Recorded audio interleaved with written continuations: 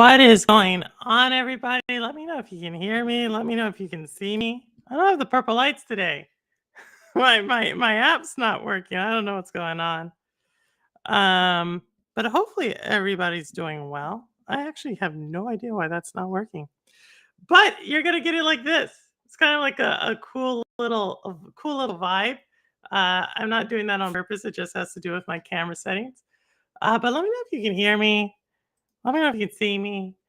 Dinner time for me. Chicken and rice tonight. So what's going up, Rouster? I saw Holtz was in the chat earlier. Saw King was in the chat. I saw Cloud and Console, Rudix, um, Jeff Janak. AV is good. Thank you so much, Rudix, for that. Or not Rudix, Rouster. I see the R. My bad, Rouster. My bad. But yeah, today, how's everybody doing? First of all, I'm going to start off with what I'm playing right now. I recently started Destiny 2. I recently started that. Interesting. A lot of stuff. I don't really know what I'm doing. And what I mean by that is like there's a story and I kind of can follow it, but I kind of can't. And when I say I kind of can't, like I really don't know. I know I shoot things and then I like run and yeah, that's it. I will also say I did a little bit of Gambit. Y'all know I love that in Destiny and Crucible. And I am proud to say, normally when I play Crucible, Crucible is like the PvP for the people who don't play Destiny. I like get 1 kill every like 4 matches. No joke. But now I'm like averaging like 10 to 15. And I don't know why. So I'm so excited because like I'm actually shooting things. May have to do with the fact that I switched my class. So any Destiny 2 people out there, I am now a warlock, no longer a hunter. So yeah, I don't know what any of that means, but you can ask. You can ask probably Nads or Sanchez or Mean Games, Cowboy, Rudix. Those guys play a lot. Hey Wit, hey Ambi, how are you doing? How you doing? So as the title says, man, if you scroll back up in the chat, like when I posted it, so someone was like, "Hey, Purple, you're doom and gloom on PlayStation," and it's really not. If you notice, I never have written a title with PlayStation in it, so it's kind of a little bit of market research to see how much I would garner with just that title, and I got some responses, and also King who is normally with Fall Guys streams. He was like, I can't watch it.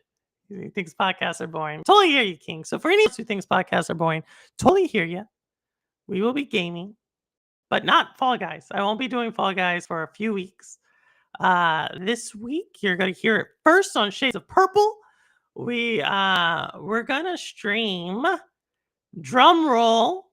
We held a contest to see if you could guess what I was going to stream next. I gave you all a couple of hints. It's a sequel. It's a horror game.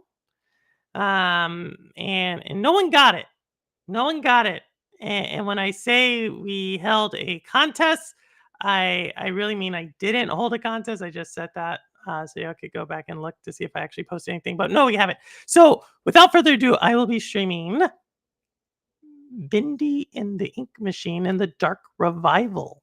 So Bindi Part 2, for anybody who's keeping track. Bindi Part 2. So I'm looking forward to it just because I thought Bindi was a pretty cool game. I actually had a whole thing planned where I was going to wear all this Bindi merchandise. And so I ordered it a few weeks ago and it came in, but it came in the wrong size. So when I reached back out to the Bindi store, hey, Jeff Janak, reached out back to the Bindi store. They just so happened to be like shut down. So I don't know what that says about Joey Drew Studios, but I got my eye on you and I'm running like the little grace period to return things is running out. So I got it. Joey Drew Studios is shady. All I'm going to say, but their game is fun. Their game is fun. But true story, I have like Bindi gear, but it's the wrong size and I can't return it. Because they're like, to return things, you got to reach out back to the store. And when you reach back out to the store, they're like, "Hey, we're temporarily, um, it's like the store will be back soon." Like, I'm not joking. Like, if you go to Bindi and the Ink Machine Studios, they have a merch store. It's not up.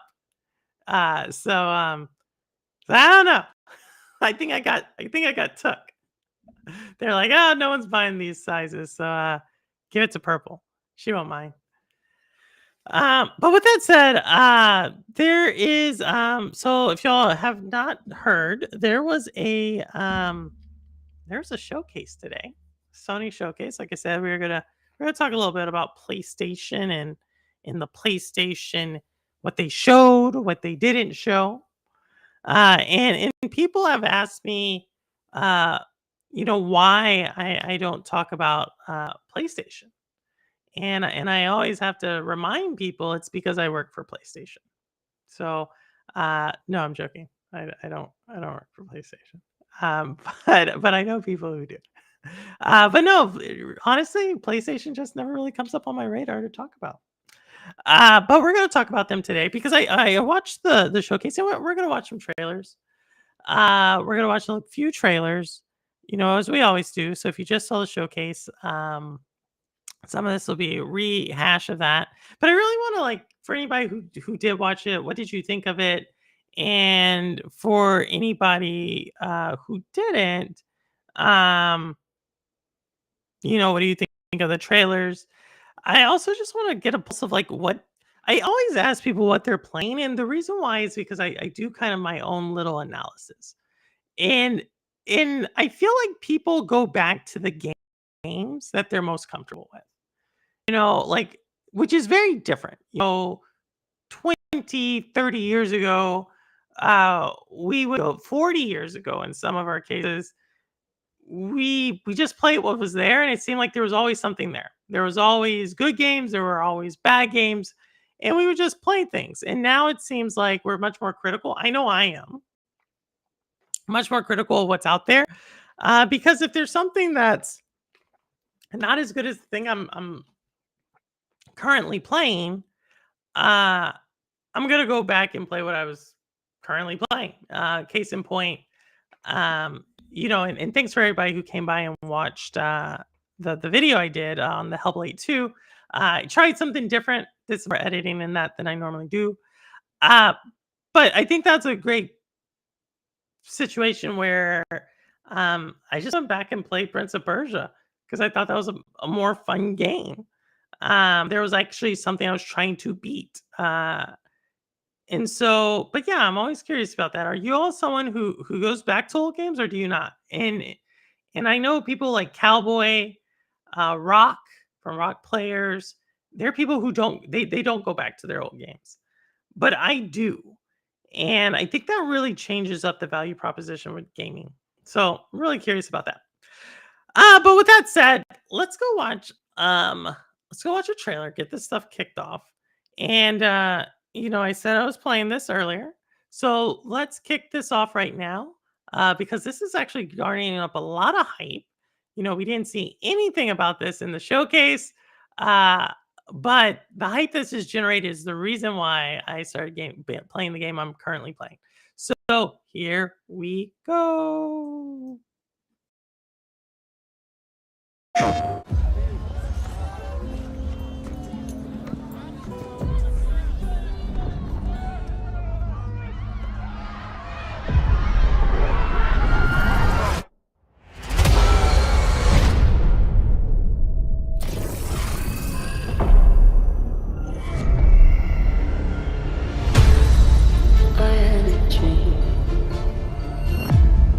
Witness nears the final shape. It might have been a nightmare. It's reshaping reality into a perfect stillness. I'm done burying my friends. It's the end of everything. Might as well try to stop it. One last step. Together. Into the end. This place. It's hard to describe. An infection. Festering. You said it spoke to you. The witness shows us what it thinks we want. It's a lie. Light bearer, let us lift the weight of suffering. Join us. Zavala, please, don't do this.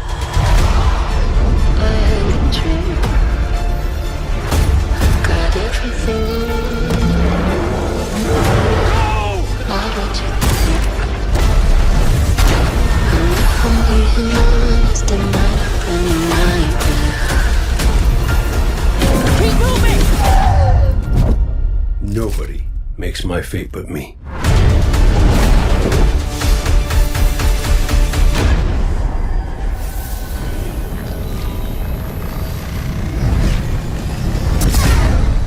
I had a dream.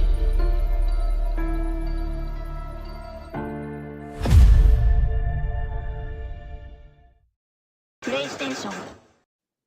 So that was Destiny 2, the final shape. It's the final chapter in the Destiny 2, in this story arc, is what I've been told.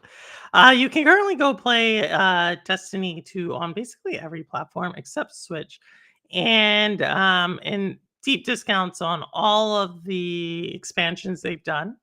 There's actually quite a bit of gameplay that you can do for free. Um, if you wanted to go do that, that's actually what I'm been amazed at what's available with the Destiny, what the gameplay you can get for free on there. For Stadia people, you will remember Destiny was like one of our little crown jewels there, and I played it, but I never like got into the lore, and I think I still will not get into the lore. As I said, I believe it's pretty confusing to say the least. Um, but it's been getting a lot of hype. So a lot of the media right now has been saying, hey, they've taken all the stops, they listened to all the fan feedback, and now it's like the complete story arc. So yeah, I'm excited about it. It's what I've been playing. And if you can recall the last 2-3 years over the summer, I always kind of gravitate towards one series. And maybe that's Destiny this year. I'm not too sure. Last year was Remnant. The year before that was Outriders. Um, Ambi saying Crucible is not fun. So Ambi actually went and played Crucible with me. So thank you, Ambi. I thought it was fun. And so yeah, if you're looking for something you haven't given Destiny a spin, or if you're open to first person shooters, I know I am not usually open to first person shooters, but for some reason the game kind of like just grabbed me. So that's what I have to say about Destiny. It seemed like a pretty good time, so I jumped in, and we'll see. So that's Destiny. Again, Bungie is owned by PlayStation. We didn't see anything from them, so I wouldn't be surprised if we see. I mean, maybe they're going to do their big reveal next week when the new expansion launches. We'll see. I sometimes say first person shooter games roster. Yeah, I usually say I only play Rainbow Six, but now Far Cry 6. So you play Far Cry 6. I watched Lo-Fi play Far Cry 6. I'm actually not. A lot of people don't like Far Cry. I like Far Cry. Like, I don't think it's a bad series. Like, yes, it has like a repetitive game loop, but if you like that and you like to go travel different worlds, um, I don't think that's. I guess different worlds is not the right. You like to go travel to different sceneries. It's not a bad time. Um, and I did want to talk a little bit about Ubisoft, right? I think Ubisoft, wow. I don't know. I have mixed feelings about Ubisoft, but I think they have weathered the worst of their storm. It was the first time I ever played any Far Cry. Yeah, see, I think that first time you played it, see, mine was Far Cry New Dawn, one of the least favorite Far Cries of any of the. No one will say Far Cry New Dawn's one of their favorites, but I enjoyed it. Like, I knew Eden. I enjoyed going to that world, running around. Hey, Rune Mamba, long time no see. Enjoyed going to the world with Destiny. But I'm really excited for Ubisoft, and I think I was going to show something with Ubisoft. Maybe let me see. Do I have anything with Ubisoft? No, nothing with Ubisoft right now. Um, but yeah, I think overall Ubisoft, if you think about like the first person shooters they have, they just had what game was it that just launched? X Defiant. We showed that last week. They have the Rainbow Six Siege stuff there. They have couple of other shooters. Like their universe of like shooters is pretty impressive if you think about it. And then when you add on some of the other things they're doing, whether that's Assassin's Creed, obviously they're kind of trying to reboot the Prince of Persia stuff, which again, if you are into Metrovanias and you have not played I guess it's not the new Prince of Persia because there's one that just came out, but the Prince of Persia that came out back in February, you're really missing out. That is a super fun game. So yeah, Ubisoft's doing amazing. And then we can't forget. I think there's two winners at the Microsoft Activision Blizzard deal. One is Bobby Kotick, and the other one is Ubisoft. Ubisoft owns the rights to stream, cloud stream all of the ABK catalog. That's crazy if you think about it. So like when you just think about what Ubisoft has, and if gaming really goes into a cloud direction, wow, Ubisoft. The titles they have, the IP they have, it's insane. But with that said, I always miss out on chat. It wasn't a showcase though, right? Today wasn't a showcase. What are you talking about, Rune? What are you talking about? I saw a Sony State of Play. What's the difference between a State of Play and a showcase? PlayStation 1, 2 since Force Xbox to go third party. Oh my goodness, Rune coming with the fire. But yeah, so we're gonna talk a little bit more about PlayStation and third party and not third party and some of their strategies. We got some tweets and stuff that I want to showcase. But with that said, as I said before, we're gonna show a couple of titles. That was the first announcement that I saw that was pretty cool. The next one that I thought was pretty cool, Roster, and I have this one. If Roster is in chat, still, I got this one for you, Crow Resin. That entire crew of Diablo 4 players that got me into the game and really helped me teach me what the game was about. This game looked pretty cool. Maker of Chaos thought it was like, he said it's like Diablo, but there's more skill trees. He said it's more overwhelming. But I have this, so I wanted to show this one. So without further ado, Roster, let me know if you want to jump into this. All right.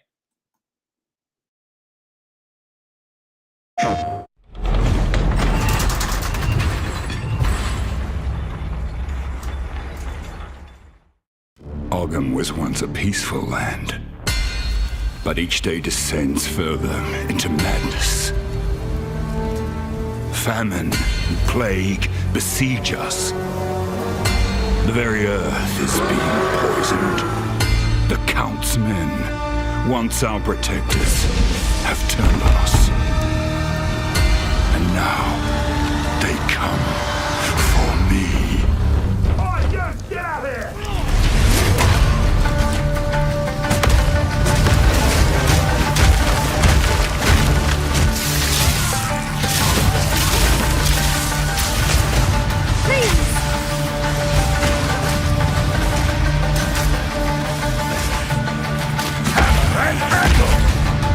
I must be the one to face this nightmare.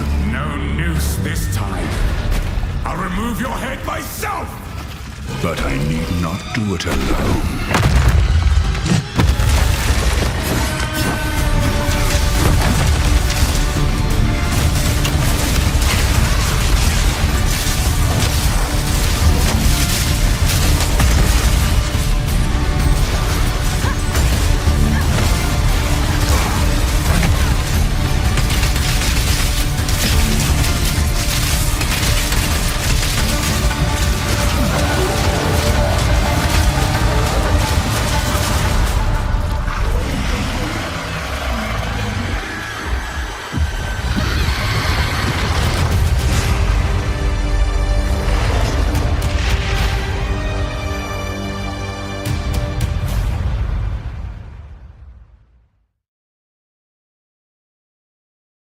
PlayStation.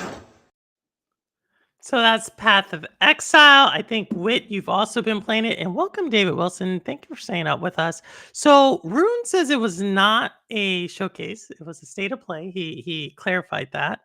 What did I think of it? Mixed feelings, and I do think that is mixed. Hey, Obi, what's going on? Great to see you. I think it's mixed feelings. And let's see what you're saying. I was listening to the showcase as I saw you come in there and then didn't agree with 10 for 10. 10 for 10. Interesting. I definitely don't think it was a 10 for 10.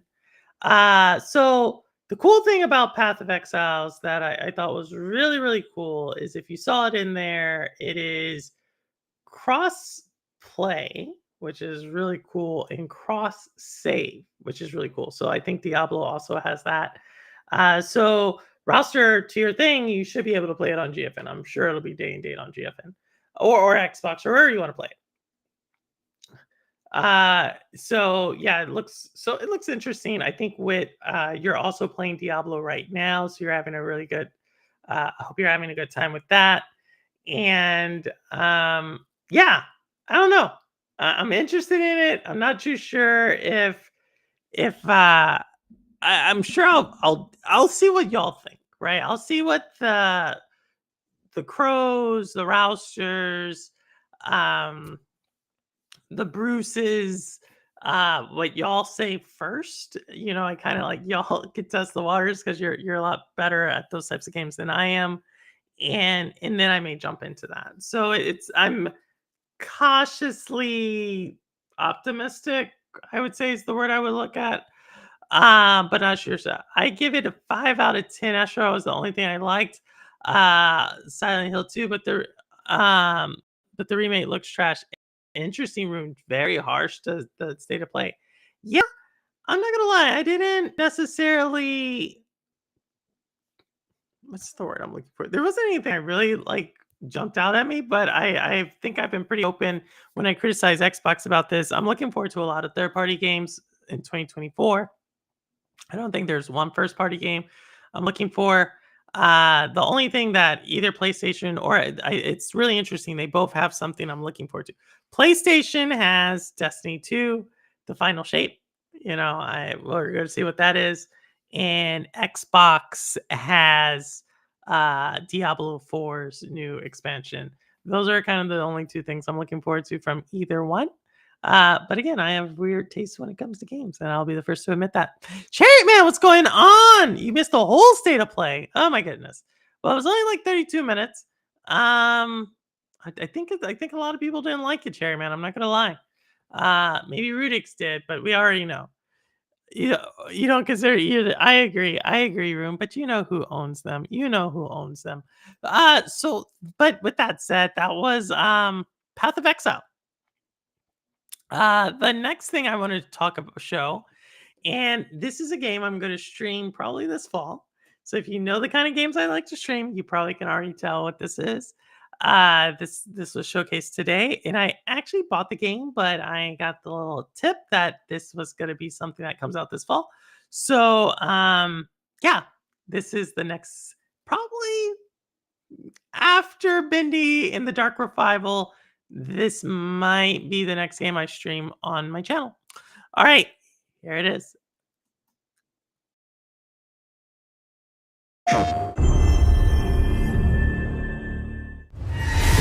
Hello, friends and fans. I'm super excited to welcome all my pals back to the annual Blackwood Winter Getaway. Oh, nice one. You can't hide from me, Michael. Oh, you're going down. Save tonight. It means so much to me that we're all still here together. Fight the break of dawn. I feel like someone's watching us. There's no one out there.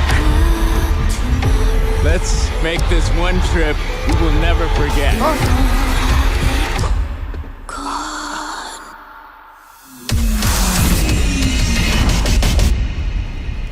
Mike, Emily?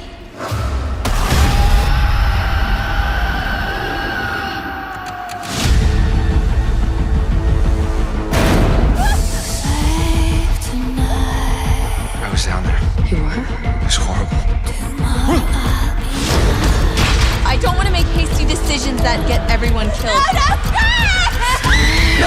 We should stay put right here until dawn. Jessica! You can't let me die!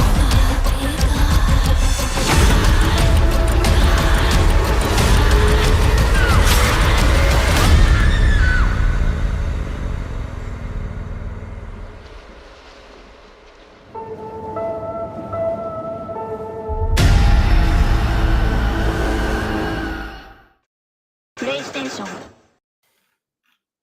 So that is Until Dawn. Isabella, what is going on? You know, this is the podcast, Isabella. So we always talk about games. So Until Dawn. Who are you gonna say at the end? Obi, we're gonna see. We're gonna see. I've not played it. Someone said, first of all, I think the game looks cool. I know it's an old game.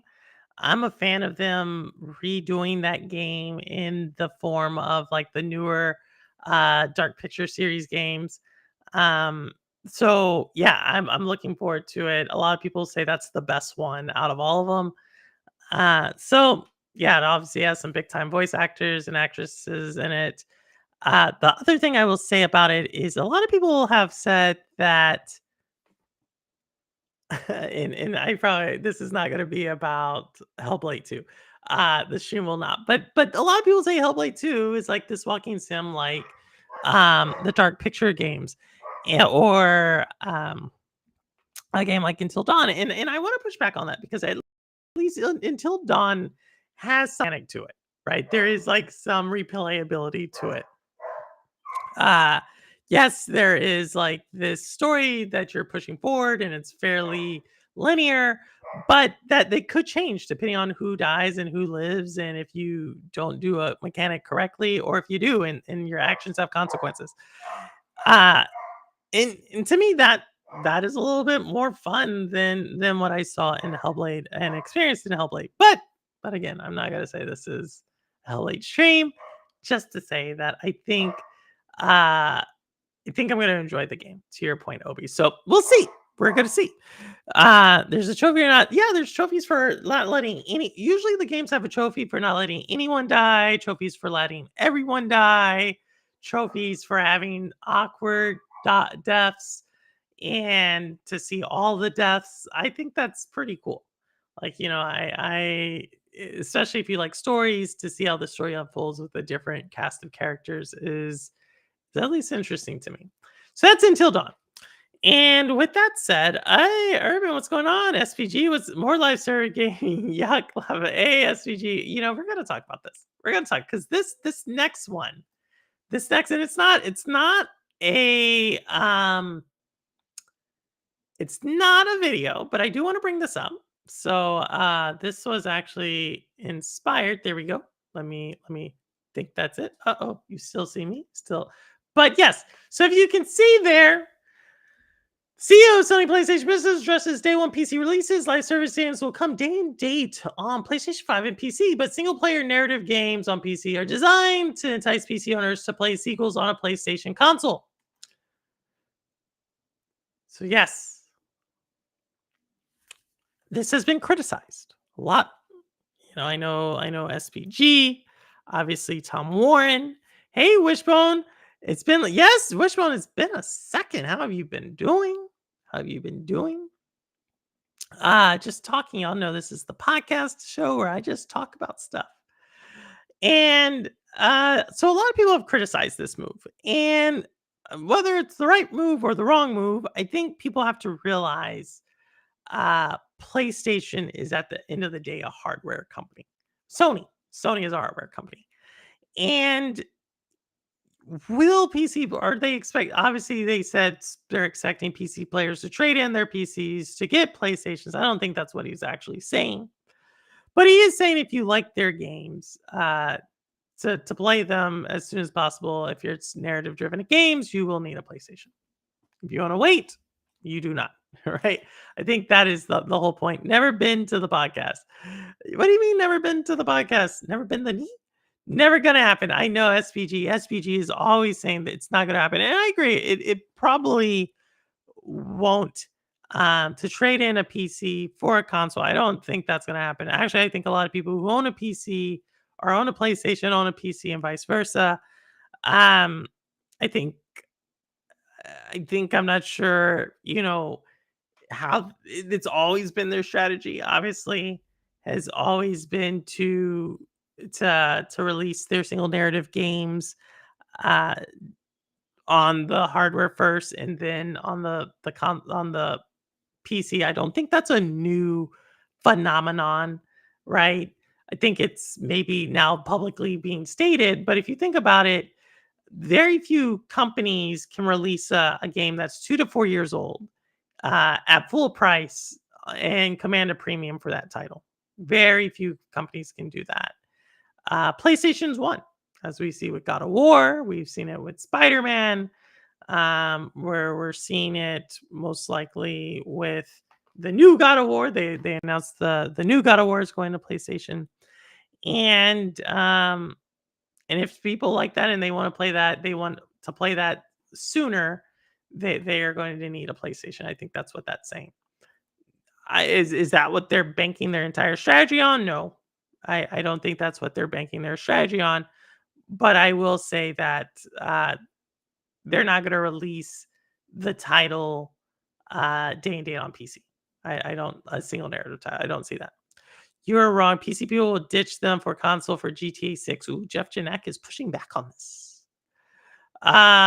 Some more as PC players do not wait for the release, and I think he's wrong. I'm not gonna say either way. Dr. Spaceman is pretty in the PlayStation ecosystem. I'm not gonna say it either way. But I will say to think that PlayStation is going to give up. They still make money on their hardware. They still make money selling titles that then make you buy their hardware. I'll be, I think I told y'all I bought. I did, right? I said I got a PlayStation over the holiday break. When I got that PlayStation, I would be lying if I told you I did not also get a TV that was Sony because of the PlayStation. Like they sold me both just because of the integration between the two. And I will say the PlayStation actually does run differently. And I'm not someone who doesn't even go over graphics that much or go over something like that minuscule, but I have a top tier Samsung TV and I have a top tier Sony TV, and at least with the PlayStation you can tell a difference. So there is that. They are selling hardware even though it may not be the Sony PlayStation, which I did buy. They are selling it in other ways. So, thanks to the PC can emulate everything. So they say, of course, I would never do anything like that. Where is Severin? Where's Severin? Where's our good old pirating is legal? But yeah. So we'll see. Roster, they need to work hard to make the money. Yes, look at Purple's old Xbox VR. It's so beautiful. That is an Xbox. And that's in the box Switch up there, and that's an Eeyore. Can you see Eeyore? So yeah, so I don't know. Like I said, today is about PlayStation. Where are they going? Obviously, I think I told y'all the title was just to put something about. I don't talk about PlayStation enough, or so that's the criticism's been. So I thought I would talk about them a little bit more, and maybe a little bit harsher, just because their state of play. People are criticizing that PlayStation has no games, and I want to, kind of reverse a little bit on this, and why we're probably seeing from both companies, PlayStation and Xbox, a dearth. Is that the right word? A dearth of games right now, and the reason why is because 2024 was supposed to be the year of the console, right? If you look at all the projections starting in 2021, they all said 2024 was going to be a year where console sales would rise.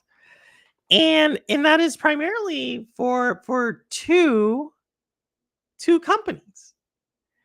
And if you say it that those two companies are Sony and Microsoft, you are wrong, right? 2024 was supposed to be the year that console sales in general, the gaming sales and hardware sales were going to rise because of the two companies known as Take-Two Interactive and Nintendo. It's no secret that Nintendo was supposed to launch their Switch 2 in 2024, and Grand Theft Auto 6 since 2023 was rumored to launch in 2024 as well. Why do I bring that up? Well, when you are actually launching a game of some sort, you are definitely going to want to launch it in the best window that you could possibly launch it in. You don't want it to overshadow or cannibalize or be overshadowed by something else. Switch 2's launch and the library games that are going to come with that was going to be one of those moments. And then the other moment was going to be Grand Theft Auto 6. That is 100% what was going to happen. Without that happening, right, and the companies, when they make their schedules and they set their timelines, it kind of throws everything in for a loop. You now no longer have those marquee tentpole moments. Hellblade 2 is never supposed to be a tentpole moment like that. Nothing that Microsoft's launching was supposed to be a tentpole moment like that. If you think about it strategically, most of your other big game company launches were not going to be like that, right? At the time, ABK wasn't going to launch anything ahead that was going to interfere with that. Ubisoft wasn't going to do that. Capcom was not going to do that. Warner Brothers, none of them were going to do it because those two were that big of a pool. And they knew if they were going to launch during this time, they were going to be overshadowed. So you have the situation that you have right now, which is 2025 looks to be the big moment for those two titles. And I would probably expect towards the end of 2025, early 2026 is when you're going to start to see more of the traditional players in the console space starting to drop more of their games. That's where I have it. So Rebirth and Stellar Blade, Rune Mamba is saying the two best games of the year. I guess I could go with that, right? If we go off of Metacritic, definitely Final Fantasy VII would say it, and Stellar Blade. Obviously, I'm going to say Prince of Persia is my game of the year, but y'all know I have eclectic taste. But I agree with it, Rune. Those are the things. Overwatch or anime or live service titles, there wasn't much there. Yes, there wasn't. So that's the other thing I want to show. I want to show this as well, right? And we talked about live service games. So here is another live service games. So this game, this is Concord. All right. I had no idea what this was. This is what the showcase opened up with. I'm not going to lie. Opening up with this game almost put me to sleep. It's not my type of game by any means. It is let me close this now. It is I guess a free for all shooter. It's a 5v5 shooter. I'm not that type of gamer. I'm not going to say it's a bad game. What I am going to say though is, and I think Miss Phoenix, so shout out to Miss Phoenix, said it the best in chat. When we were watching over at Cloud and Console, Miss Phoenix said essentially like, who asked for this? It's kind of my question when I look at Redfall. Who asked for this? Or when I look at the new Indiana Jones game coming out from Xbox, who asked for this? I feel like there's a lot of these games out there. I feel somewhat bad for X Defiant, as well as the Finals, as well as for Call of Duty, as well as for all these like arcadey arena shooter types, just because it seems like there's so many of them. You know what I mean? And then we still have, and I know if you're a first person shooter, like you can definitely tell the difference between those and you have your flavor. If you're not though, they all look the same, right? And this was kind of, I think this is where I kind of want to think about the gaming industry as a whole right now, because, and I was, shout out to Internet of Games. He was streaming a game earlier today, Lords of the Fallen. I was in chat with Rouster. And if you haven't seen it, Lords of the Fallen is on Game Pass. It is a Souls-like game, right? That's what they say. A lot of lore, a lot of that type of gameplay movement. And the thing about this that I think is interesting is before Elden Ring, and I would even say post Elden Ring, Souls games are a niche. You know what I mean? Yes, Elden Ring made a big splash, and if you're a Elden Ring fan, kudos to you. In the next month, you're gonna get to enjoy. You're gonna get to go back to that world and enjoy an expansion. But it's a niche, and you see a lot of companies going towards that niche, right? You see a lot of game companies taking that direction. Obviously, some of these games were already in production when Elden Ring came out, but I think it's pretty interesting, right? I think there's a couple of titles, a couple of genres of games that everybody's just recreating, right? The arena shooters one, right? The arcade arena shooter. Like I said, you have the finals free to play. You have X Defiant is free to play. I'm pretty sure there's some other free to play titles I'm not mentioning right now. And it begs the question, like, how much room is there for all of them? You know what I mean? Um, should one title rule them all? No, but at the same time, it's almost like this when there was this push to go to live service. If y'all remember that a few years ago, everything was live service, and then that backfires, right? Then what is that left with? And I could almost argue this is probably why we're seeing the state of gaming that we're currently seeing right now. There is this huge push towards live service. We're seeing kind of the tail end of that. Once it realized that it was oversaturated, once it realized that not all of them could succeed. Uh, some of the really big ones can succeed. Your Fortnites and your Call of Duties can succeed. But if you're not at that critical mass, there a lot of people talked about this back then. Um, you're not, and it begs the question: are we? And I think I could say this for all of media right now.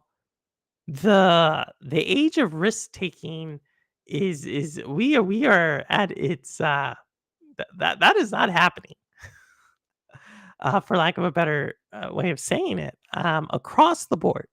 Across the board, uh, it seems like there's a lot of the same games. Now, for someone like me, who obviously I have not played, from roughly 2003 through 2018, I may have played 3 video games total, and those are Assassin's Creeds and Ghostbusters.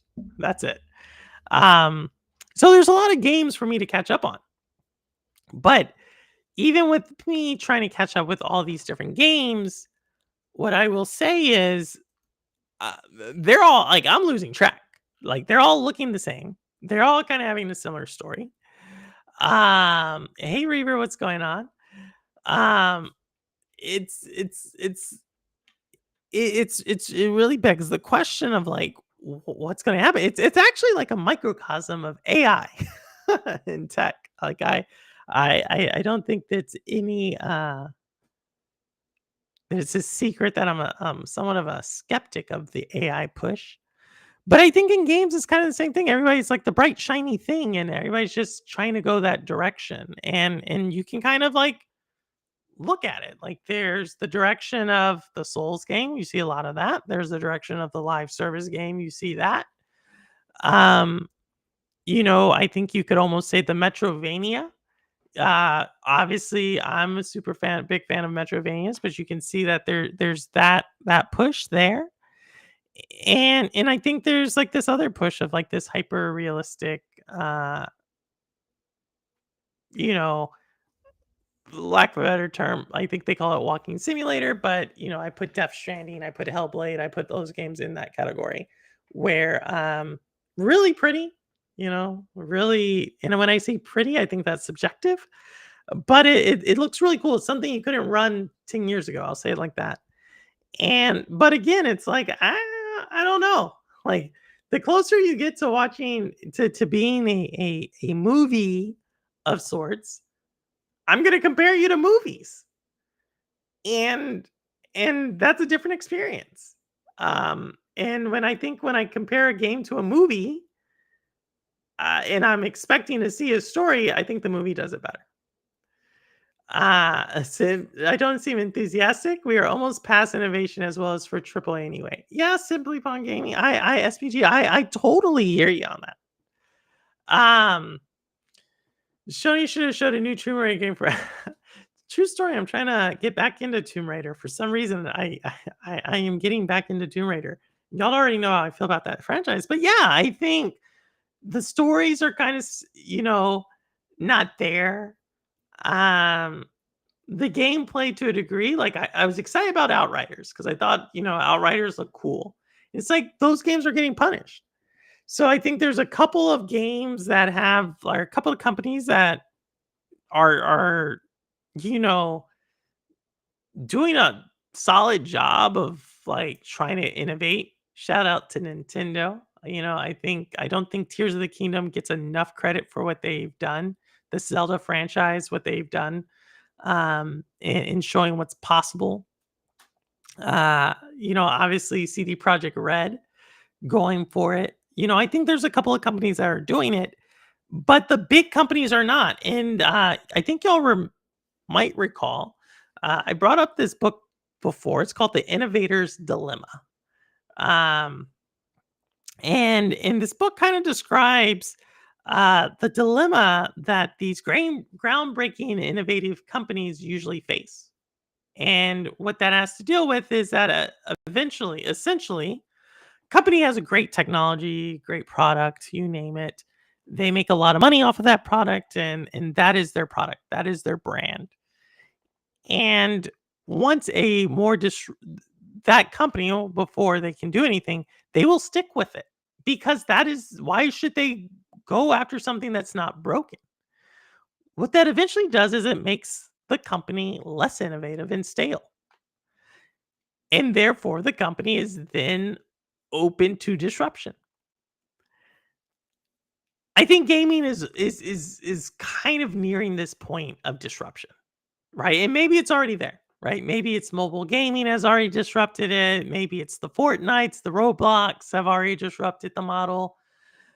But I question, the bigger the company, do they still have the ability to produce something that's innovative, that's going to be groundbreaking, that's going to bring people into gaming? I don't know. I think everything I've seen from the big leaders in gaming, namely Xbox and PlayStation, I don't know if that's the case.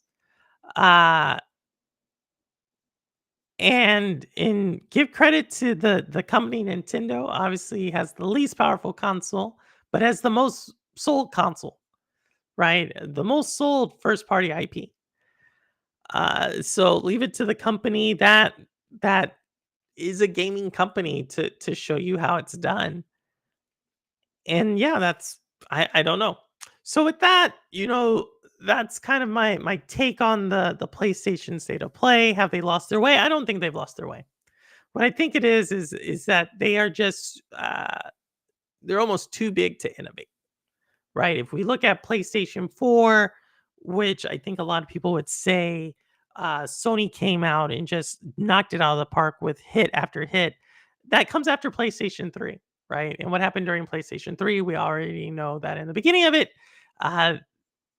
they had issues. And right now, we're just kind of locked in this cycle. I don't know. Team Trapper Keeper, Simpleton. Do you have one, Simpleton? I don't know if you do. Hey, Severin, Severin, you missed a ton. We actually referenced you, Severin. Get used to it. SPG says get used to it. I don't know. I mean, like I said, the number one game I play is actually chess. I spend quite a bit of time on chess.com. And so when it comes to gaming, like I said, I just got into debt. For y'all who are just joining, I just started getting into Destiny. So there's still stuff for me, for me to play across the board. Like I'm still looking forward to Little Nightmares. I'm still looking forward to my Prince of Persia expansion, my Diablo 4 expansion, my Remnant 2 expansions. I think I still have enough. And honestly, I don't really have time for anything else. But I think as gaming as a whole, it's something to be said about what is the newer generations, what are they playing, predominantly where are they gravitating towards, what are the older generations holding on to, and and what will gaming look like in the future? I don't know. I don't know. What does emulation have to do with me? uh well, Severn, you like to pirate things. So he's gonna get upset I said that. Gaming is changing. Hey, Legend 350. I meant to give you a shout out, Legend, because I know you do great content. Y'all, if y'all have not checked out Legend, check out his channel with um, Drez and the rest of them, or Drex. I said Drex, and I'm sure they're going to be diving deep into this state of play that PlayStation put out. And let me make it clear, I wasn't expecting anything from PlayStation. I honestly, um, I think Xbox is the only company that does this like huge, big marketing push for a game that's not going to come out for 3 to 4 years, which I also heavily criticize. And yeah, I just got a PlayStation in December. I'm not necessarily super tied to the ecosystem, but I will say there's a lot of games I'm catching up on. I miss games like Road Rash, 2 Extreme, etc. Why do you miss those games though, Mr. Urban World? Why do y'all like and I try to hint at this at that last video I did regarding Hellblade 2. Like, what is it that you want in a game? Someone recently asked me about this about my work. They were like, Purple. They didn't call me Purple. They called me by my first name. And they asked me like, "Hey, what are you looking for in your next, your next career move or so forth?" And it's obviously a very deep question. And I think I could turn that to the gaming community. What are we looking for in a game? Why do we come to games? And I think that's different. As I look at games, I think I come to something that gives me some sense of accomplishment when I beat a game. Uh, Something that gets my mind thinking. I think there's a learning curve in games, so I like to learn it, and I like to be entertained. I like to get in a flow state, and I think there's all interesting flow state you can get into games. But if you cannot get into that flow state with a game, it starts to feel like other uh less desirable hobbies. It's like watching TV that you don't want to watch. If you're not a reality TV watcher and you're forced to watch reality TV, that's going to be painful, right? If you're not a crime drama watcher or a news watch person, you're forced to watch it, that's going to be a drag. And I'm always about like, hey, life is short. Do things that bring you happiness, that you want to spend your time with. And I question, like I said, there's still games I want to play. There's still a lot of games I want to play. But as a whole, are we forcing ourselves to play games that potentially aren't as enjoyable as other things you could do? I always, and this is the question I always have to ask when I play a new game. Is this new game better than the old games that I'm playing? One, or is this new game better than the old games I'm playing and better than the other things out there that I could be doing? I would say right now in gaming, it's a toss up. And I'm not sure if that's just because I can now do more things than when I was younger, but it definitely feels different. And that's kind of hard for me to say because I think I gamed hard from like early 80s to the late 90s, took a huge break, and then just picked it up again around like intermittently around 2010 through 2017. I played maybe 3 or 4 games that entire period. And then probably 2019 started gaming again with the introduction of Stadia. And I don't know. I don't know what that means. PlayStation needs to go back to their roots and bring us some good 3D platformers. And yes, I saw Astrobot, but that's just one they can do better than that. Interesting. Hey, FCat, what's going? Concord Watch better be free. Yeah, I mean, there was a couple like. Don't get me wrong. If there was something you wanted to play in there, go for be excited. I think for all my Marvel fans, there was something in there that looked like Overwatch, but with Marvel characters. Um, Astrobot, if that's your thing.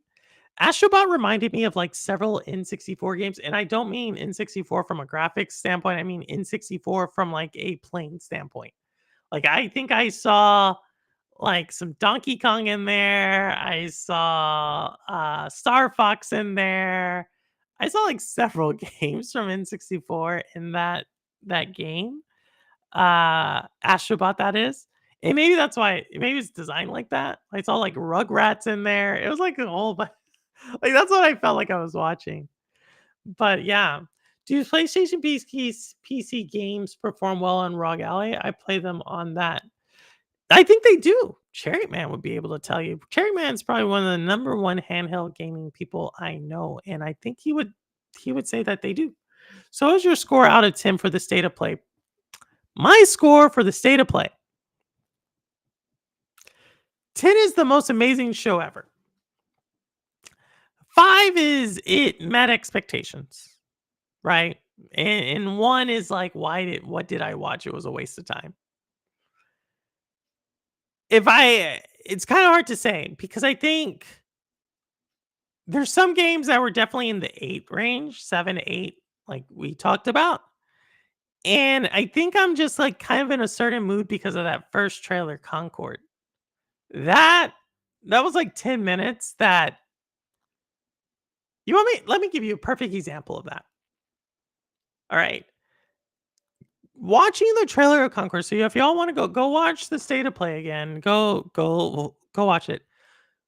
The first 8 to 10 minutes of state of play where we watched about Concord felt like the first hour to an hour and a half of Hellblade 2. And it set the tone for the rest of the game. That's how I felt about it. So if you ask me what my score for Hellblade 2 is, it's like a 5.5 or 6. If you ask me my score for the state of play, it's like in that 5. I'm not even going to say 5.5. I'm going to say it's like in between a 4.5 and a 6. So let's 5.25. Or no, yeah, 5.25. And like I say, a lot of that just has to do with what they showed me. The percentage of time I was watching something and I was like, oh, this is not that great, to the percentage of time where I was like, oh, I'm excited. Like, I think there was like 3 or 4 games that I think I may play after y'all tell me it's like a decent game. But from what I saw, the show was probably like 32 minutes. I would say for a solid 24 minutes of it, I was not. I was doing something else. Like I don't know. I was like that I could have taken a nap. Took Remy out. I could have done something. So yeah. On the scene day, I would assume they perform well in the ROG Ally. Yep, I would give them a 6. 6, and she says Severin wasn't great, wasn't horrible, not good enough to be good enough. Yeah. I don't know. Like I said, I think there was a lot of things I could have done in that time that would have been more interesting than that. I think the question would be, would I rather watch the state of play or play Hellblade 2? and I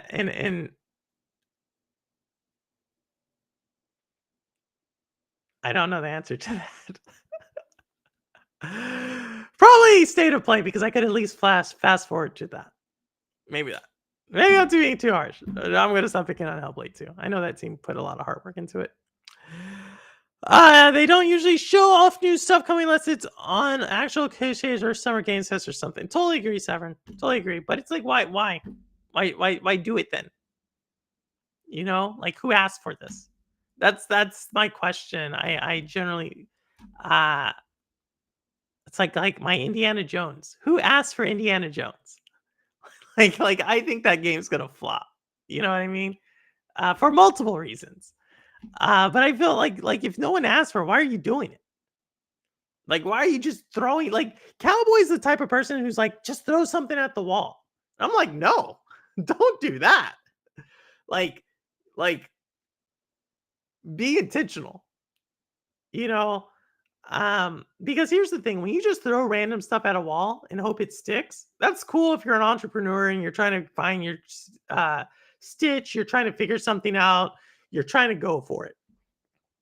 But when you're a company with a brand, or you're a person with a brand and you're just throwing out stuff, people will lose trust in your brand, right? And when people lose trust in your brand, like that's hard to get back. And so I'm very critical with people just randomly throwing stuff that just is like, where did this come from? Right. Eh,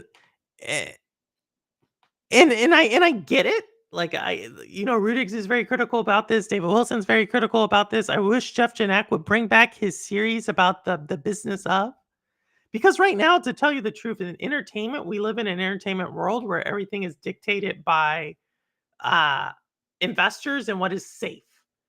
What is the consensus of what the next big hit is? And I'm sorry, the consensus on average is wrong. Okay. If you want something above average, why are you going to go find the average?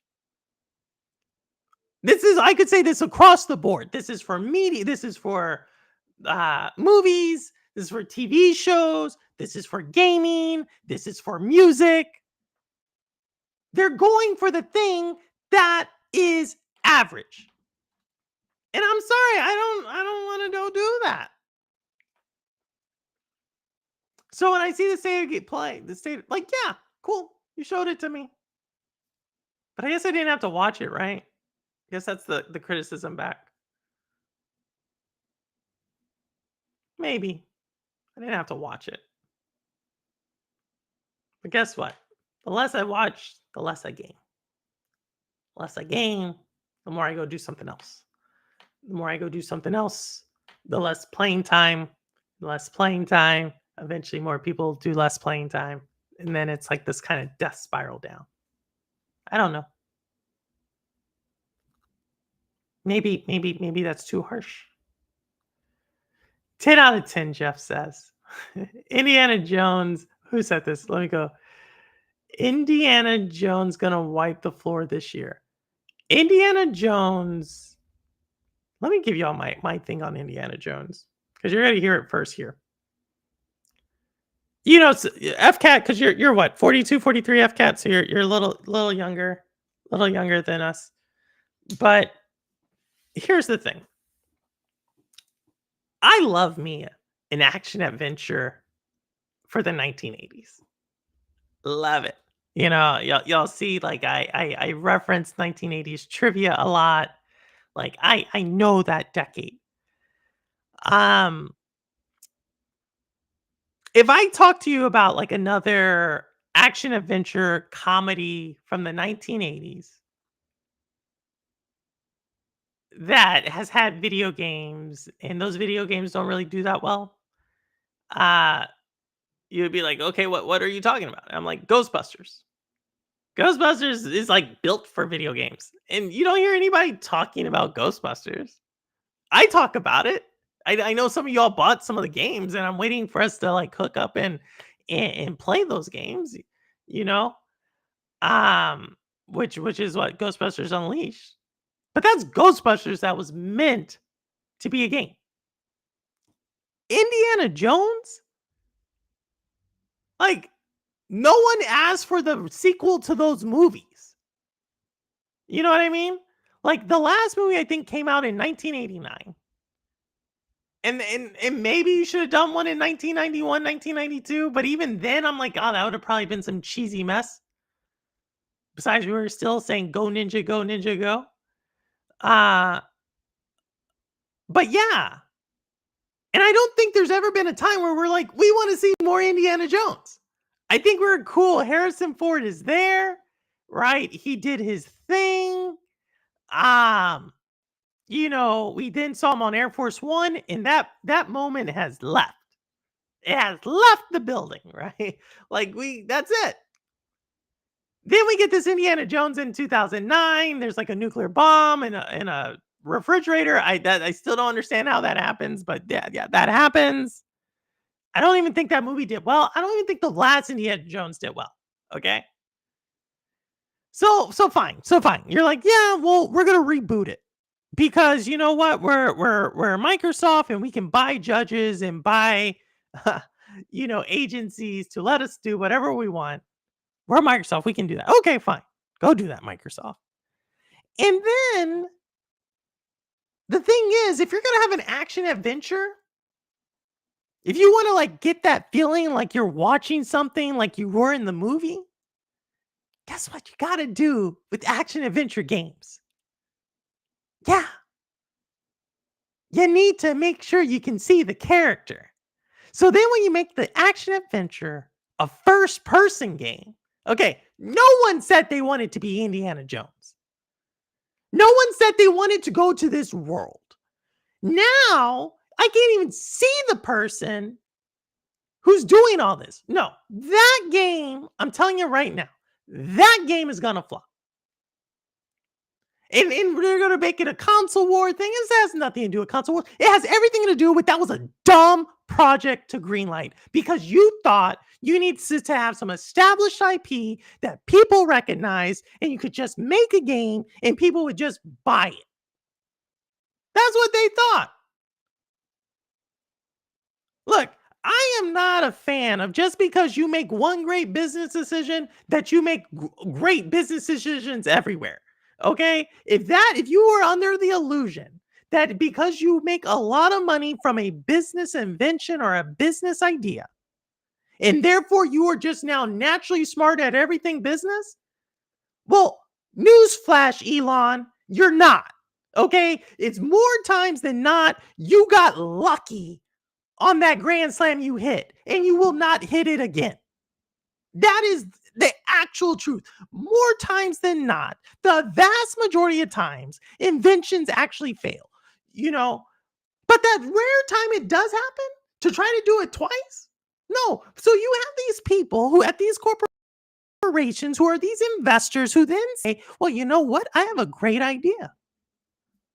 Let's create an Indiana Jones game. No. Let's nod and say we did. How about that? I can't stand it. I can't stand it. Yeah, I'm getting pissed. Like I'm getting heated. like I'm getting actually heated right now. My goodness. Goonies and Ernest Saves Christmas. Ernest Saves Christmas in an action adventure? No, it's not. What are we saying? No, it's not, Severin. What are we saying?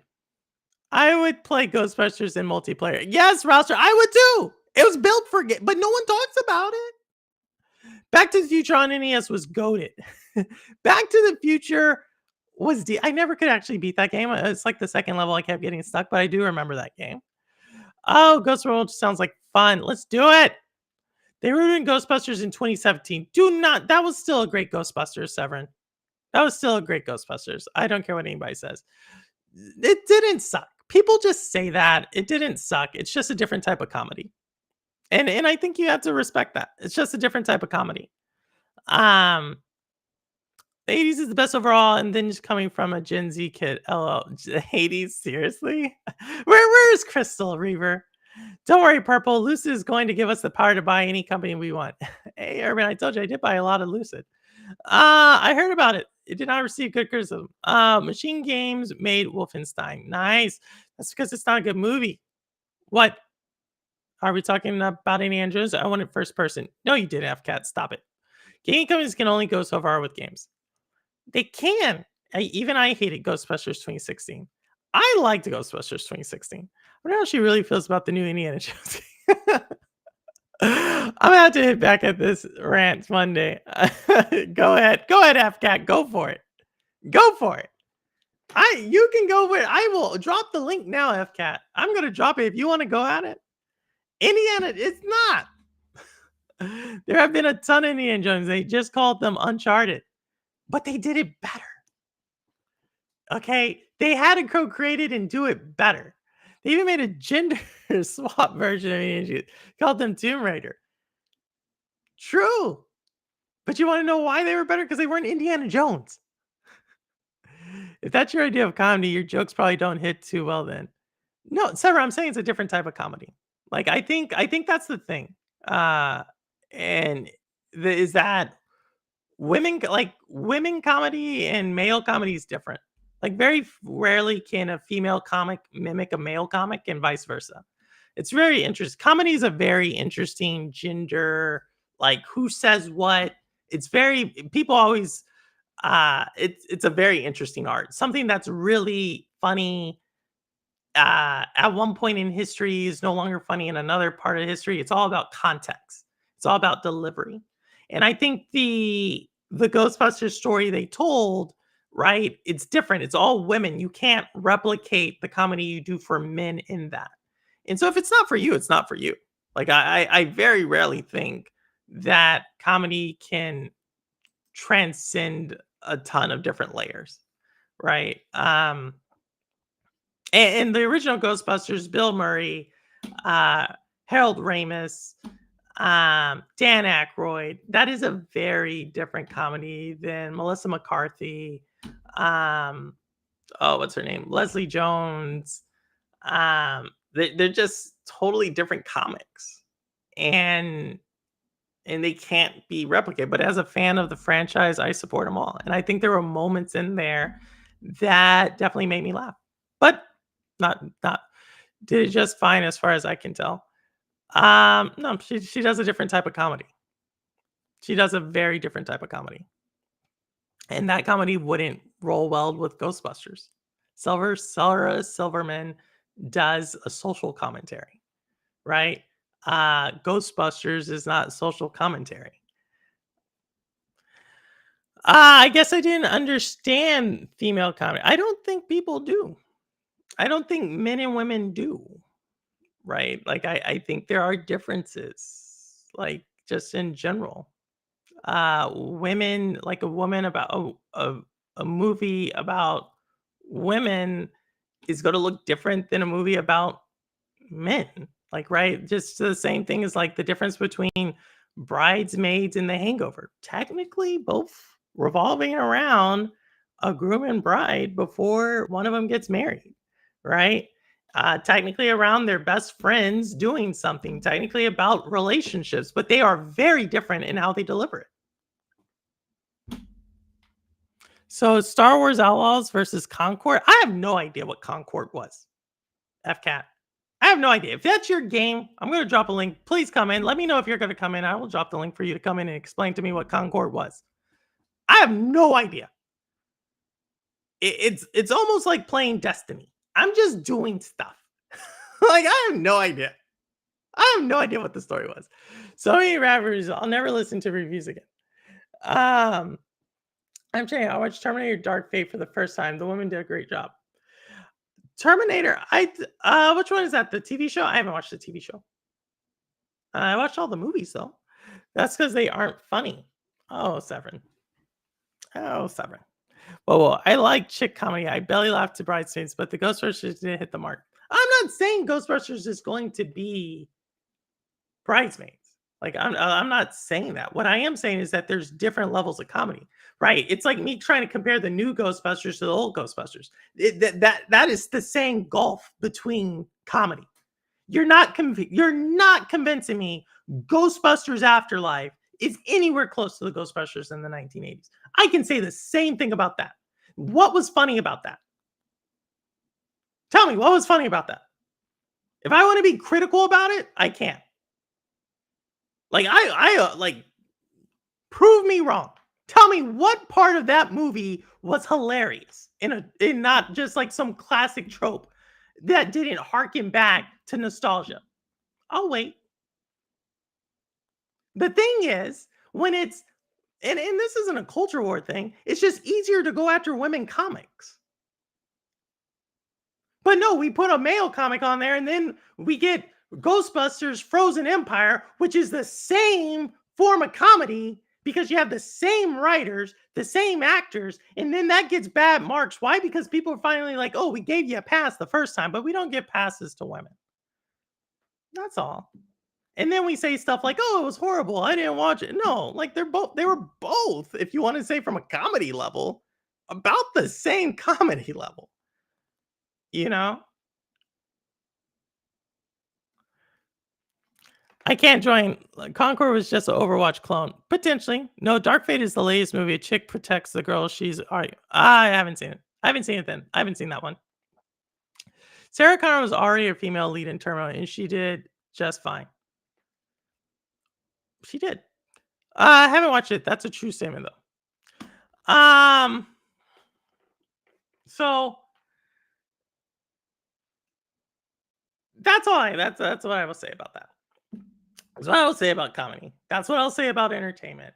That's what I'm going to say about where gaming is right now. And I don't think I think it's all entertainment. I think we are living in the world of and it's always been about this, Jeff. It's always been about like something that'll make money.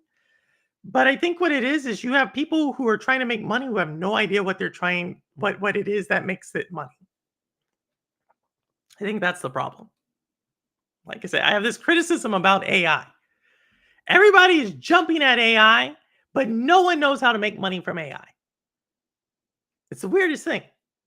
Like, that's not weird at all if you think about it. The one company that's making a ton of money from AI is the one company that's selling the product that you can do AI with.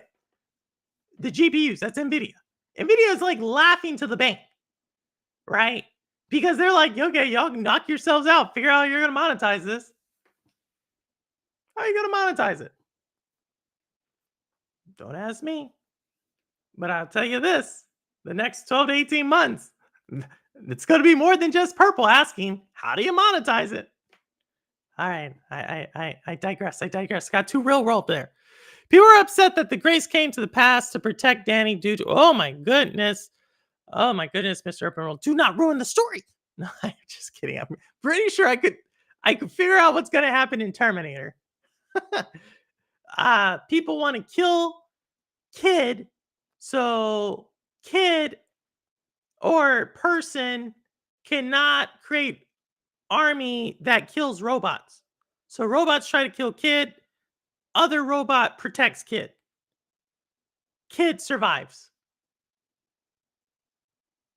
I think I just said every Terminator movie. Sorry, if that's not what happens, I don't know. It's like Alien. I could probably predict every Alien movie too, but it's okay. Beetlejuice 2 is coming out, though. That's going to be strange. Why is that going to be strange?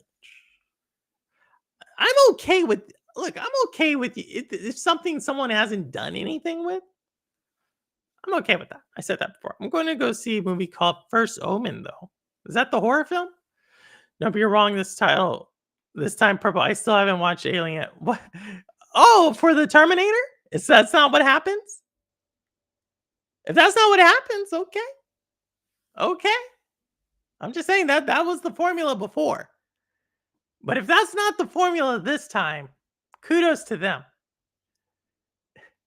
I saw an AI surgery machine that can do a head transplant. I'm going to save money so I can transfer my head to a skinny body, younger body without loud knees. Ooh.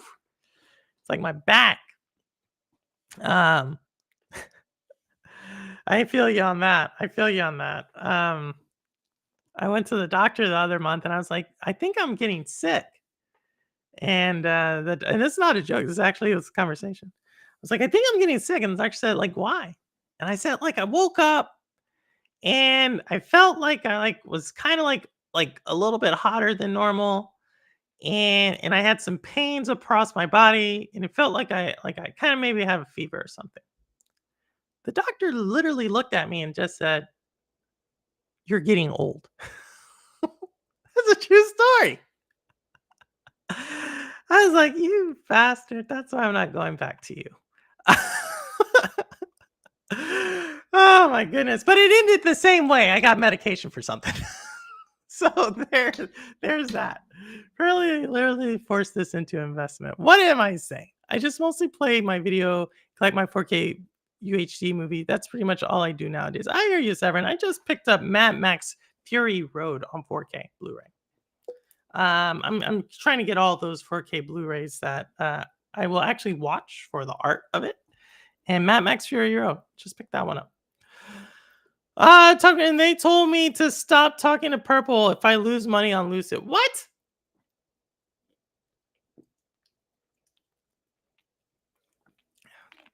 Do not invest money that you're not afraid of losing.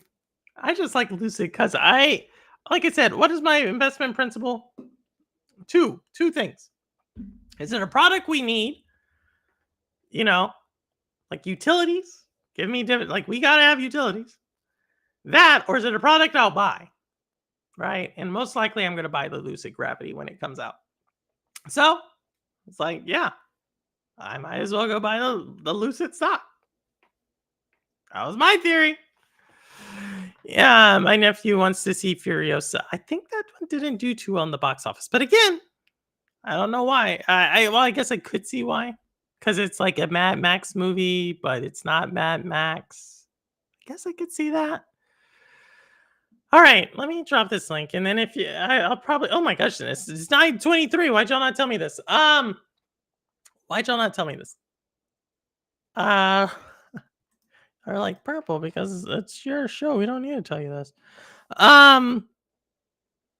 Here we go. Let me drop this over here. Let me do that. If you want to come in, and if not, that's okay, because we're kind of coming close to like when I was going to finish the show.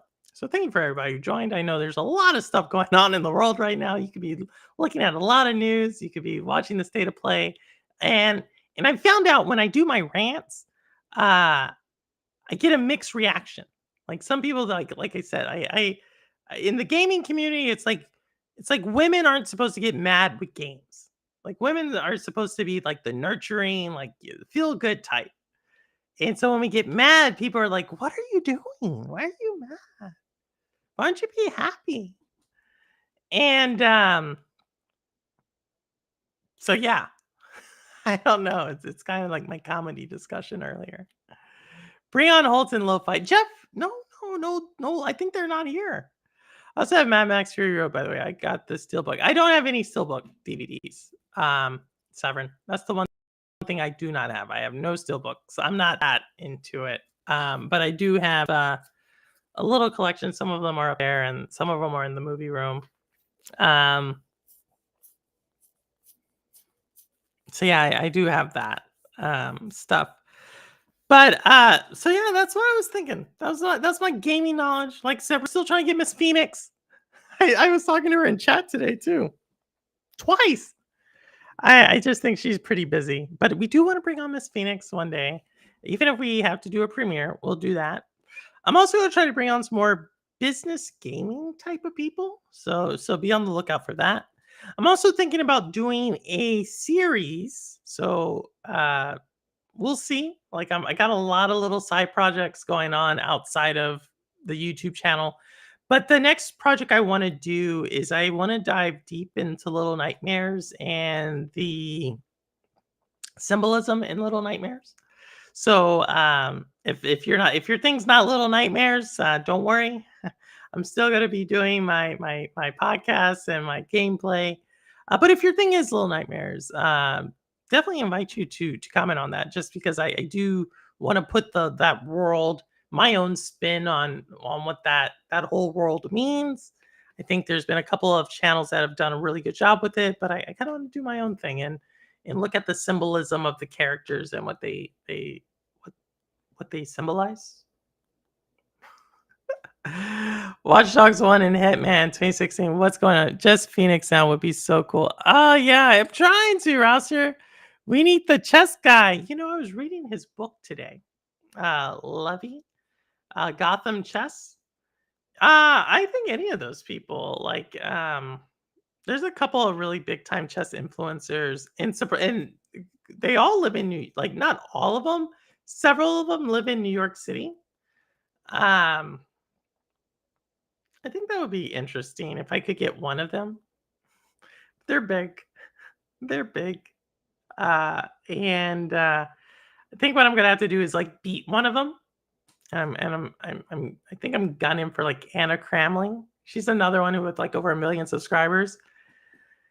And that's the thing. Like I think I told you all this in the chess world. The people with the biggest followings are actually not the grandmasters, but they're all like in that International Master or they're all like they're good, but they're actually like the level I think that I could maybe give them a run. And that's how I think I'll get them on the show is if I can give them a good run and then they'll be like, all right, I'll do it. That's what I think. So more to come. More to come. Little Nightmares, I'm excited. Are you, Reaver? I am too. I'm cautiously optimistic about Little Nightmares 3. So as I've been doing my research, and I'll probably it's gonna be a whole series on this. I think one of the cool things about Little Nightmares is that it's so ambiguous, right? Like, it's like, what's going on here? You know it's connected, but you don't quite know how. And you can get all these theories, and I think that that's cool. And there's this great art, and there's great music, and there's like this puzzle, and it's kind of like platformy in some instances. Um, but I think if you make it too on the nose what you're talking about, it doesn't do well, right? And what I'm afraid of is because it's a different studio doing Little Nightmares that they may try too hard to force something. And if they do that, that they're gonna like ruin the magic of what makes Little Nightmares, in my opinion. Even though you can still have kind of the same gameplay, the same art style, you kind of have to allow that imagination to go to see like what am I looking at. Um, Again, it goes back to what I say. Like people try to play too safe. People try to replicate people try to do this like to replicate success means to mimic what the others did instead of being inspired by what the others did. Maybe that's what I'll change this. We're losing the inspiration. We're you know, I don't know how could I say that. We're copycatting versus being inspired by, you know? I don't know. Remakes instead of inspiration. Maybe that's it. In sport news, your boy Kyrie is going to NBA. Oh, they won? They won today, Jeff? Yikes.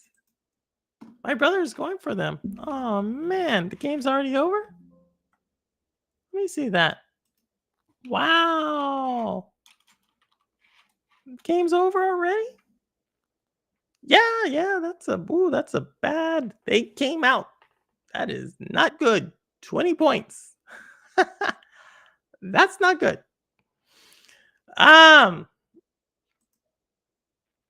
Yeah. You got to do better than that. You got to do better than that if you want to win. We'll see. I think we need a D&D night with what's it? Dungeons and Dragons night? With Dungeon Master Purple? I don't even know if I could do that. They're ahead by 20. Hard hill to climb for Minnesota. Yeah, I could see that. I could see 20 points being a little too much, but I don't know. I don't. They're not the Rockets. Good for the sport. Maybe we'll see. Boston versus Dallas. I don't know if those are two big markets for basketball anymore. Why not? I don't think I've ever done that one, Severin. That's why. I don't even know how I would do that. But I'm open to learning. I don't know. I don't have a good imagination. From what I understand, dungeon masters have to have like really good imaginations. So maybe. But I'm down for Diablo. Hey, Ridix, what's going on? You missed it. We heard you gave the state of play a 10 out of 10.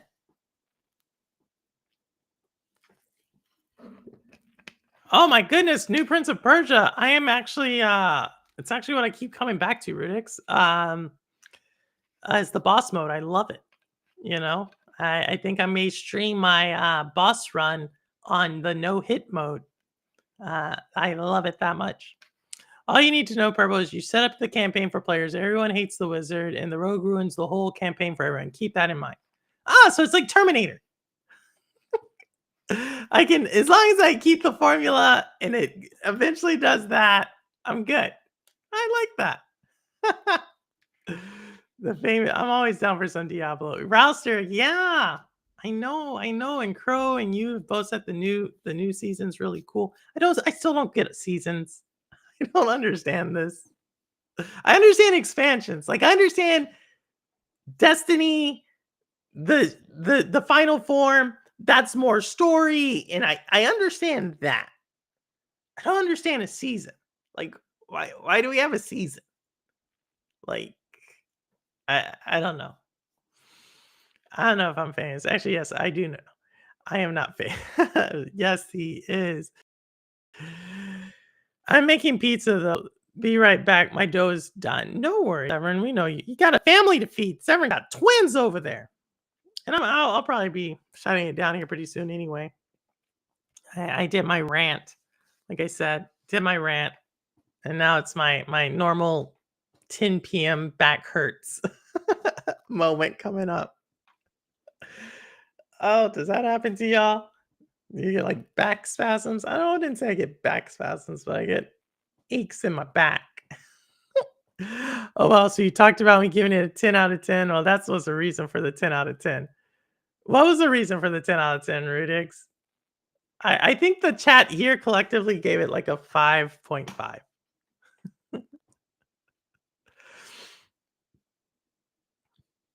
Level up to max upgrade. Play the seasonal storyline. What's the seasonal storyline? So is it a new story? That's the whole thing. Rouster Crow told me it's not a new story. Crow was like, there's no new story. But there's like a new story?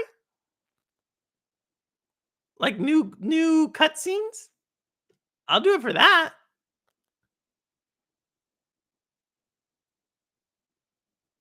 Needs more stretching, I think. Yeah, is that it, Rouster? I think so.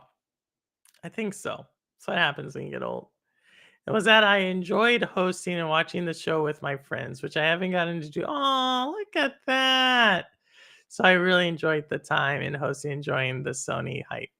Rudix, all right. I get you for that. 10 out of 10 for that.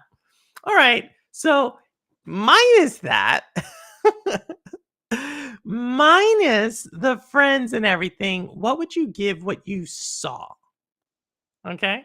Like strip away the friends, strip away the stuff that did not have a Sony branding to it, PlayStation branding. What would you give it? Destiny 2 is the final shape. I think the final form is the bootleg. Oh, is that? Yes, it is the it is the final shape. Oh, wait, yes, it is the did I say the final form? It's how I translate it. Y'all know English isn't my first language. It's how I translate it. There's usually a new story, but the season is very light on stories, so no. Oh man. Roster, you're ruining it. Like I was like, I'm gonna play it. And now y'all are like, no story, Purple. I'm like, I want to play it then. This season is about the new loot and changes to the loot. Like the gear you get? Is that what you mean by loot? The gear? I was okay with the gear before. Or maybe I'm missing something. Because everybody's like, the loot. I'm like, the loot was cool with me. I know purple is good. Purple is good loot in Diablo. I know that much. They changed the Helltide. Oh, the Helltide. I know what that is. That's where you can go around and those are the events. Okay. What's your first language then? You gotta guess that, Urban. It's a language from a small island far, far away. So around 9 out of 10, Astrobot looks like a lot of fun. 9 out of 10, Rudix. Wow, you would have brought the average up. I'm telling you, the chat was like around 5, 6. I think Rouster was the highest at a 6. Rune Mamba gave it what did Rune give it, a 5? And I want the collector's edition. I was pony hyped to the max, and I loved seeing it. No, let's go for it. Go for it. Gaming industry needs that. Go for it. Yes, the gear changed drastically. It's like me. In Destiny, I bought the spaceship that looks like a Ghostbusters Ecto-1. And that cost me $30. I realized that afterwards that I spent on a cosmetic basically 60 per, like half the price of the actual full version expansion on a stupid ship that I only see in the loading screen. But it's Ghostbusters. So I got to, right? Jeff, you haven't seen it. You can't give it a 10 out of 10. As you got the Islers, they made things better. All right, Rouse, I may give it a shot. I bet I could become conversational in that language in 7 days on basic level, though, but more than the average person. Maybe.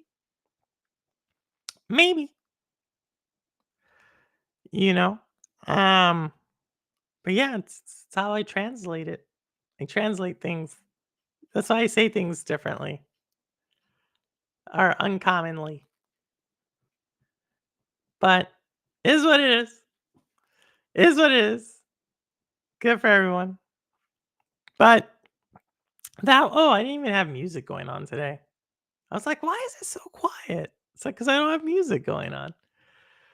But like I said, I'll probably shut down the stream here in the next 5 minutes. This puts me at 9:45. And then yeah. You got lots of content creators in chat right now. Jeff Janak, Rouster, Rudix, Mr. Urban World. A lot of big time people. I had some big time people earlier. SPG. Eniolk, how are you? Hey, how are you? Thanks for coming on the video the other day. Eniolk, if y'all have not been catching her on her channel, she has been playing Hi-Fi Rush. Which I kind of like the animation of that. Not gonna lie, I like the guy who's like snapping and stomping his foot. I actually watched quite a bit of it. Dallas has 29-point lead at halftime. Yikes, that's over. Game over, Jeff. That's what we call game over. I abandoned the channel though. I know, Mr. Urban World, you abandoned your big time. Mr. Urban World, we gotta get on the stream show and hit the yes. Purple can be the I will try. I will try. Neil, what is your game coming up after Hi-Fi Rush? I'm just curious. If y'all want to know a variety streamer, Neil is your woman. She definitely can. She does everything. No console war over there. She tried battling me the Urban. I took you. You try to go in my domain of chess. You're not gonna take me in chess.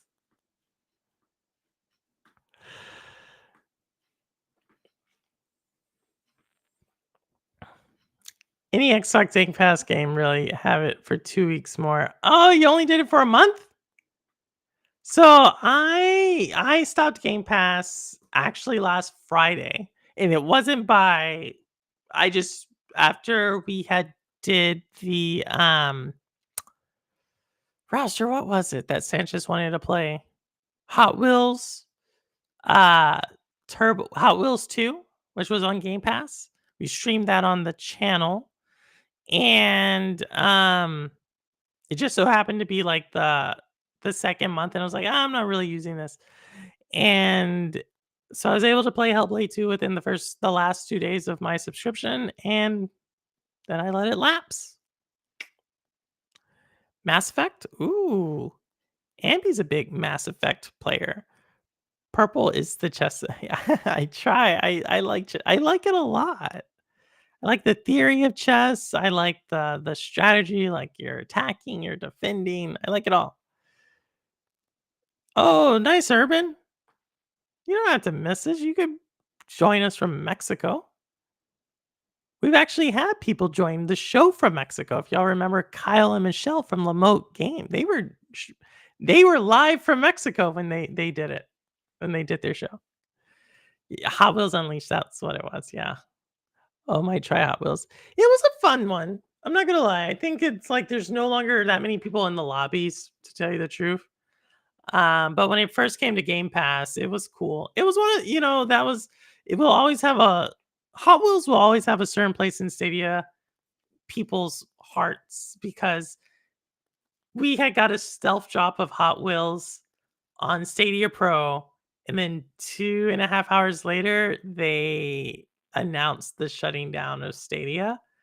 Uh, Fully blaming Jeff Janak, by the way. September 29th. We will always remember that. Thank you, Jeff. Extreme Open World Survival Crafting Fest till June 3rd. Then it's Summer Game Fest and Future Game Show. Then finally Stream Next Fest. Oh my goodness. That's crazy. That's a lot of festivals. Stadia was where I tried it first. Was pretty fun. Oh yeah, Stadia was where it was at. Man, I still missed it. Because I'm pretty sure we would have got all the games I like. That's why, man. Don't even get me. I'm going to get sentimental. We only have 2 minutes. I can't have my mascara running.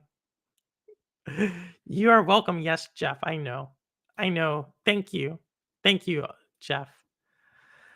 But yeah.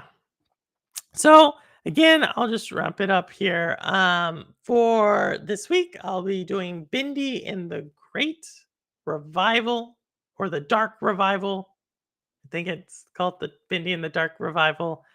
And probably will stream that for the next few weekends. Next week, maybe I should have a show or not. I need to take a vacation. And but I should have one. We'll see. It's gonna be in the middle of like all these gaming shows, so I should have a show. There's a new company that claims to operate the exact same way as Stadia. Who's that? Who's that? The exact same way? Like I had Stadia Pro and I could play the game for free? All I had to do was pay the game? Pay for the game? Who is that, Mr. Urban World?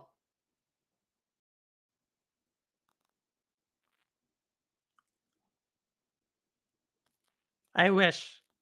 Is it going to run as good as Stadia? There's more than that. Like Stadia just ran awesome. Don't get me started. We'll talk about it again on Jeff's reunion show. That's where we talk about Stadia. That's where we ask Jeff why he did what he did. All right, y'all. But that's the show today. And Inio, I'm gonna hit you. Are you on Discord? I don't know if you're on Discord. But if you are, I just realized we could bring Inio on the show. You know, she hasn't had her own shades of purple. We could bring her on. So, yep. All right, I'm gonna hit you up. Let me know if you want your own shades of purple. We can and we can definitely set that up. I think I'm under any old games. All right. We'll definitely hit you up. I'd love to get other women gamers on here to talk about their gaming journeys and so forth. So we will definitely do that. And then we are going after Phoenix. The one, the only Phoenix. She's so elusive. But yes. All right, y'all. That is the show. Thank you so much for joining me. I know y'all could be doing so many other things. But with that said, I don't care where you game, how you game, why you game, what you game on, how long you've been gaming. As long as you're gaming, you're good with me. And as always, this is Purple Haze, and the proof is in the plane. All right, take care, everyone. Bye.